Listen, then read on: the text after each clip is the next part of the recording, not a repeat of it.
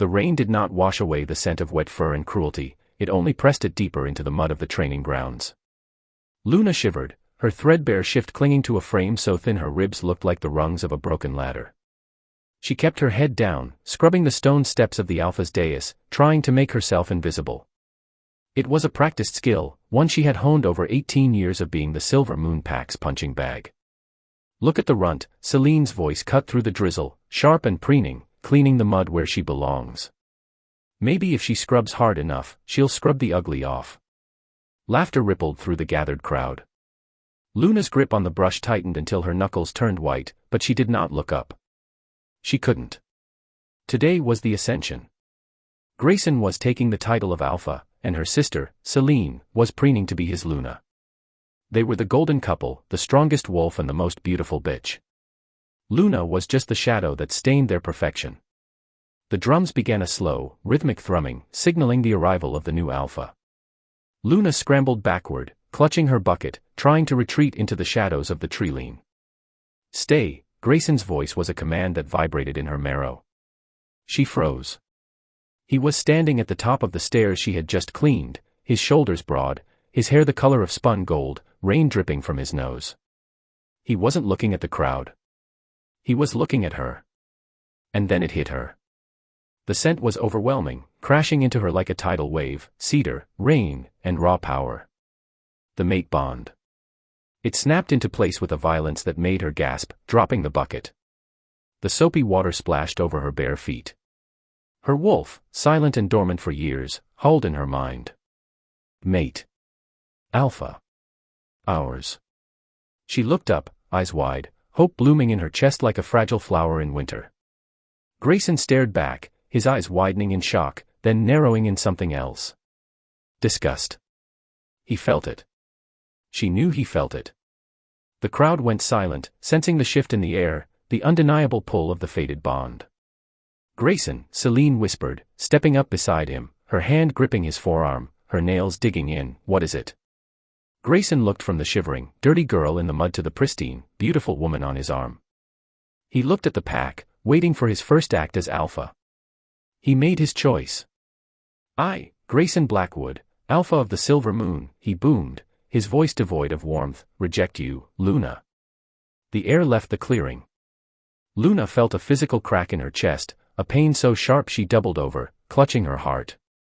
"You are weak," Greyson continued, his voice rising to ensure every wolf heard him. "You are a runt. You are unfit to carry my heirs. I accept Selene as my chosen mate and Luna of this pack. Get out of my sight." Selene smirked, a cruel, triumphant curving of red lips. The pack jeered. A stone flew from the crowd, striking Luna's shoulder. Then another. Broken, humiliated, and severing from the inside out, Luna turned and ran. She didn't run to the pack house. She ran toward the forbidden treeline, past the boundary markers, and into the gray, mist-choked expanse of the Deadlands. 3 days later, the cold had settled into her bones, heavier than the despair. The Deadlands were a graveyard of ash and twisted trees, where nothing grew and the silence was predatory. Luna had shifted to her wolf, a small, scruffy gray thing, but her energy was gone. She collapsed beneath the skeletal roots of a dead oak, the gray dust coating her fur. She closed her eyes, waiting for the end. It would be peaceful, she thought. No more scrubbing floors. No more Selene. No more the hollow ache of Greyson's rejection. A twig snapped. It wasn't the clumsy tread of a wolf. It was the silence of a shadow moving against the wind. Luna forced one eye open. Standing over her was a man, though the aura rolling off him felt ancient and terrified her wolf into a whimper. He was massive, draped in black furs that seemed to swallow the dim light. His eyes were not human, nor were they wolf. They were slits of burning gold, vertical and feline. "Well," his voice was like gravel grinding together, deep and resonant, "what do we have here?" A little dog lost in the kitty litter. He crouched, and the movement was liquid grace.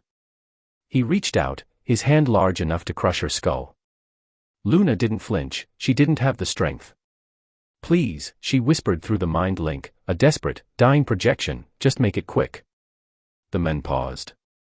His golden eyes narrowed, scanning her emaciated form, the scars on her flank, the fresh wound in her soul where the bond had been ripped out. Rejection, he mused, his tone unreadable. I smell the rot of a broken bond on you. Your alpha was a fool. He scooped her up. He didn't handle her like a fragile thing, but like a possession he had decided to keep. The heat radiating from him was immense, thawing the ice in her veins. I am not death, little wolf, he rumbled against her ear as he turned, walking deeper into the wasteland. I am Kane. And you are far too interesting to let die today. 5 years. 5 years was a lifetime in the politics of shifters. For Greyson, it felt like 5 centuries of slow suffocation. The grand hall of the neutral territories was ablaze with chandeliers and the murmur of 100 alphas, but the air tasted stale. Greyson adjusted his collar, feeling the sweat trickle down his back. The Silver Moon pack was failing. The herds were thinning, the borders were constantly breached by rogues, and the pack morale was rotting from the inside out. And Selene. Greyson, stop fidgeting, Selene hissed, pinching his arm. She was still beautiful, but her beauty had sharpened into something brittle. Her vanity had drained the pack coffers dry on silk and jewels while the pups went hungry. You are making us look weak. We look weak because we are weak, Selene, Greyson snapped, pulling his arm away. He rubbed his chest. The phantom pain was always there, a dull ache where the bond should have been.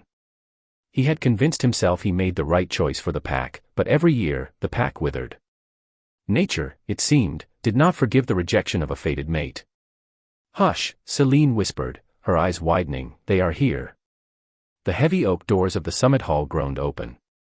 Silence cascaded through the room, starting from the entrance and suffocating the conversation until the only sound was the rhythmic thud of heavy boots and the softer, dangerous click of heels.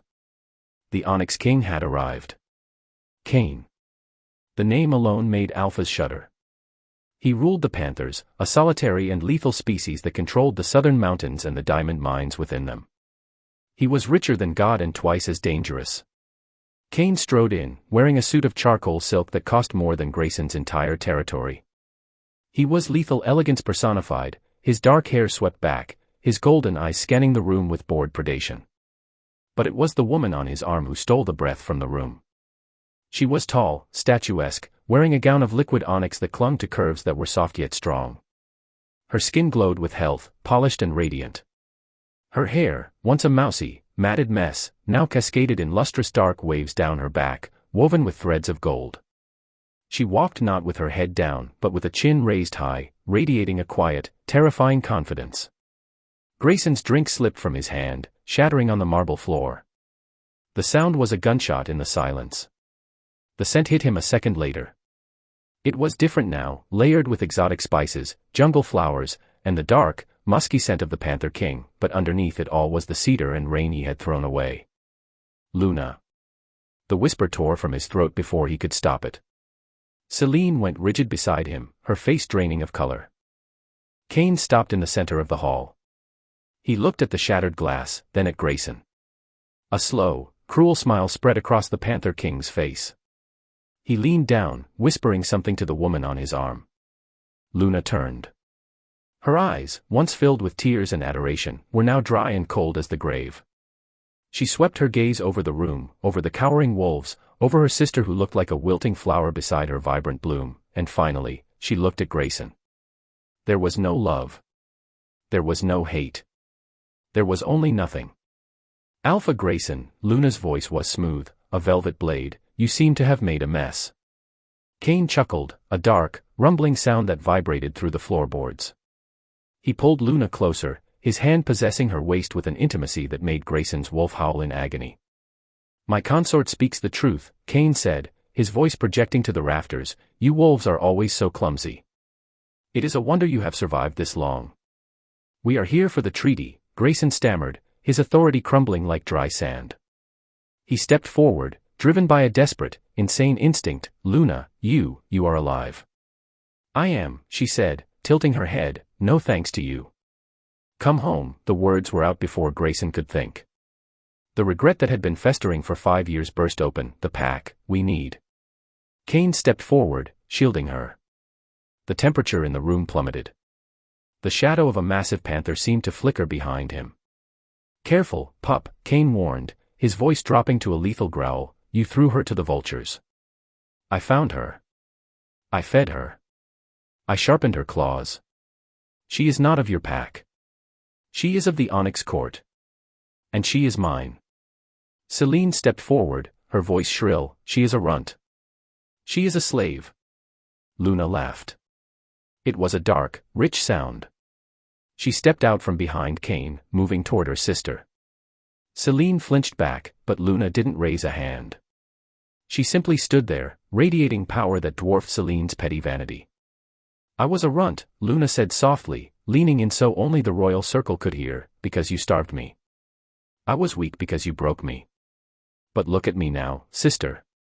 She straightened, her eyes flashing with a sudden, amber light, the sign of an alpha female, or something entirely new, forged in the magic of the Panther lands. "I am not the girl you broke. And this," she gestured to the failing alphas, the dilapidated hall, and the miserable men who had rejected her, "this is not a home I would ever return to."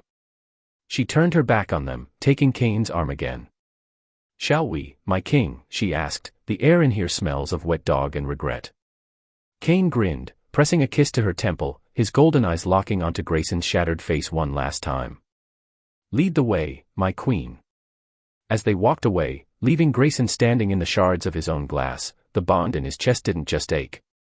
It screamed, a final, dying note of a destiny he had destroyed with his own hands. The heavy oak doors slammed shut, severing the visual of the retreating couple, but the silence they left behind was louder than any shout. Greyson stood rooted to the spot, the expensive leather of his shoes crunching on the diamond dust shards of his glass, a pathetic, grinding noise that echoed the fracturing of his own composure.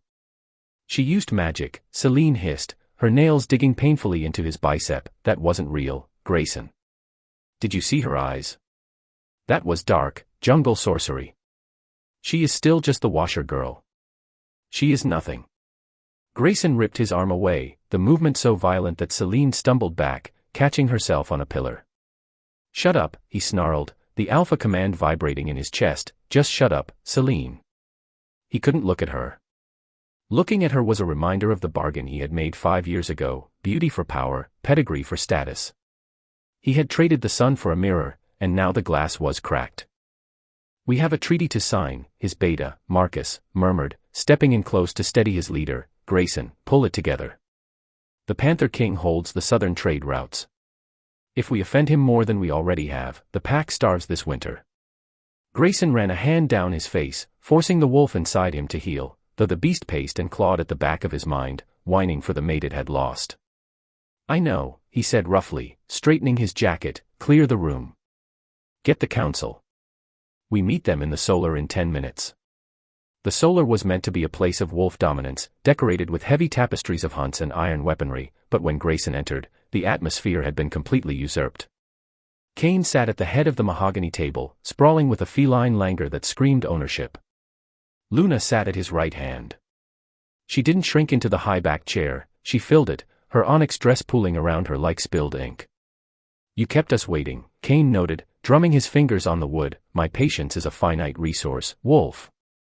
"My apologies," Greyson said, taking the seat opposite them, forcing himself to look at Kane and not the woman whose scent was driving him mad. "There was debris to clear." "Emotional or physical?" Luna asked, her voice light and airy, though her eyes remained hard flint. "I recall you were always terrible at cleaning up your own messes." Selene, seating herself beside Greyson, bristled like an angry cat. "Watch your tongue," she spat. "You may be dressed in silk, Luna, but you are still a traitor to your blood. You don't belong at this table." Kane stopped drumming his fingers. The silence stretched, tight as a bowstring. "Correction," Kane said softly, his voice dropping to a dangerous purr, "she is of my blood now.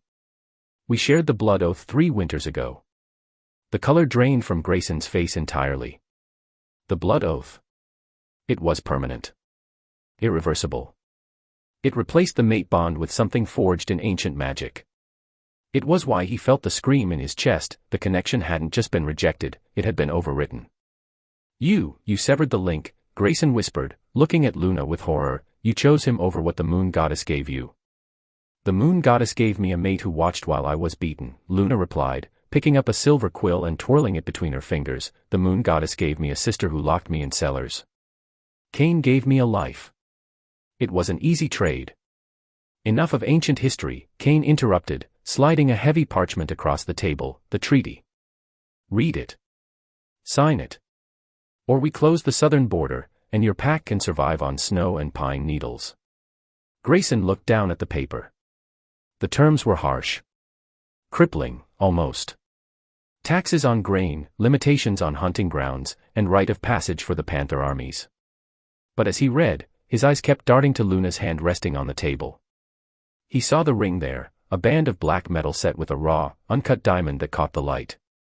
These taxes are too high, Marcus argued from Greyson's left, his voice shaking. King Kane, surely there is room for negotiation.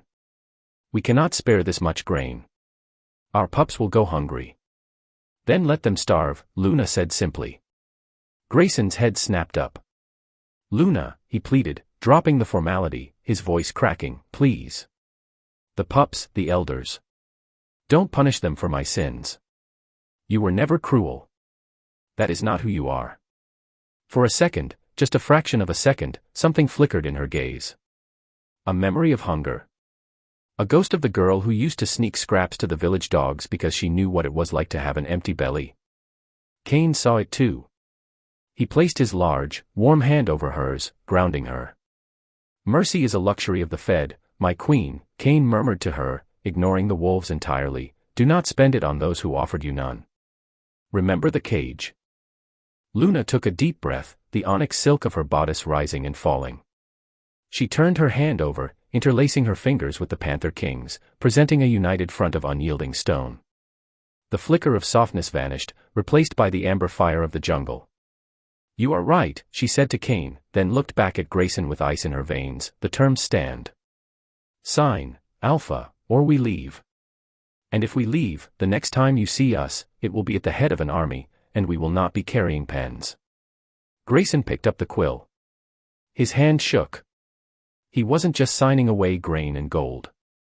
He was signing the final death certificate of his own heart, acknowledging that the Luna he knew was truly dead, and the queen sitting before him was a stranger he had created. I sign, Greyson whispered, under duress. Kane laughed, a low, victorious sound. Wolves always are.